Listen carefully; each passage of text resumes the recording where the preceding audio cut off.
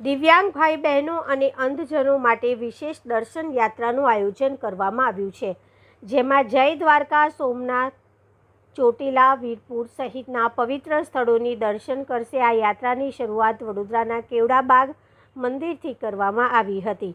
પ્રાર્થના બાદ યાત્રાળુઓને આશીર્વાદ અપાય અને ત્યારબાદ યાત્રા પ્રસ્થાન કરવામાં આવી હતી। સમગ્ર આયોજન દાતાઓની સહાયથી શક્ય બન્યું છે। આ પ્રસંગે સંસ્થાના ડૉક્ટર સલીમ વોરા, મિતવા રાવલ તથા જયેશભાઈ પટેલ દ્વારા યાત્રાનું સંચાલન અને વ્યવસ્થા સંભાળવામાં આવી હતી। આ આયોજનનો મુખ્ય હેતુ દિવ્યાંગ ભાઈ બહેનોને ધાર્મિક સ્થળોના દર્શન સાથે આધ્યાત્મિક અનુભવ કરાવવાનો છે, જેથી તેઓ સમાજમાં સમાન આનંદ અને ઉત્સવની લાગણીનો અનુભવ કરી શકે।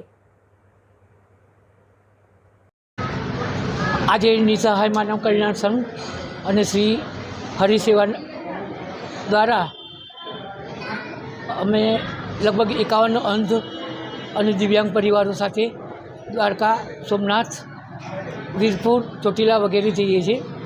શિવશક્તિના સૌજન્યથી જેમને ભોજનની વ્યવસ્થા કરવામાં આવી તથા અન્ય વ્યવસ્થા અમે એમનો આભાર માનીએ છીએ।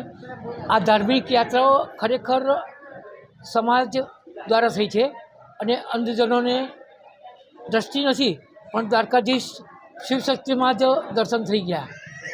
હું ખરેખર આ જે દાતાશ્રીનો આભાર માનું છું, ખોડાભાઈ ભરવાડ, મોહનભાઈ તથા દેવરાજભાઈ અને અન્ય દાતાશ્રીનો તથા જેમણે બસ આપી છે એમનો પણ આભાર માનું છું। અને ખાસ પ્રેસ રિપોર્ટર મિત્રોનો કે અહીં આવીને ઇન્ટરવ્યૂ લઈને સમાજ સુધી અમારી વાત પહોંચાડી।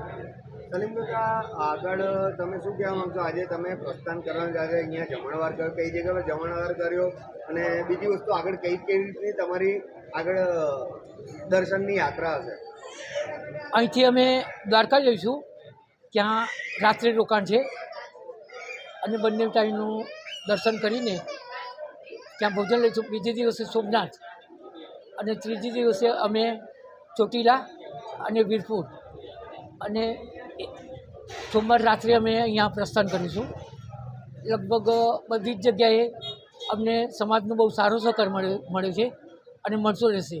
સમાજ માટે તો શબ્દો શોધવાના ના હોય, કારણ કે લાગણી એટલી બધી સમાજની છે અમારા માટે કે આ મહાયાત્રા અમારા માટે સર્જન કર્યું, એટલે અમે ધન્યવાદ કુદરતને પણ આપીએ છીએ અને દાતાઓને પણ આપીએ છીએ કે આવી જ સેવાઓ અમારી કરતા રહે।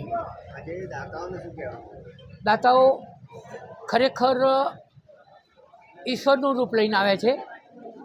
હું સમાજને અપીલ કરું છું કે આવા જ દાતાઓ અમને મળે અને ભવિષ્યમાં અયોધ્યા તથા બાલાજીનો ધાર્મિક યાત્રા કરીએ, એવી ઈશ્વર પાસે પ્રાર્થના અને દાતાઓને પણ વિનંતી।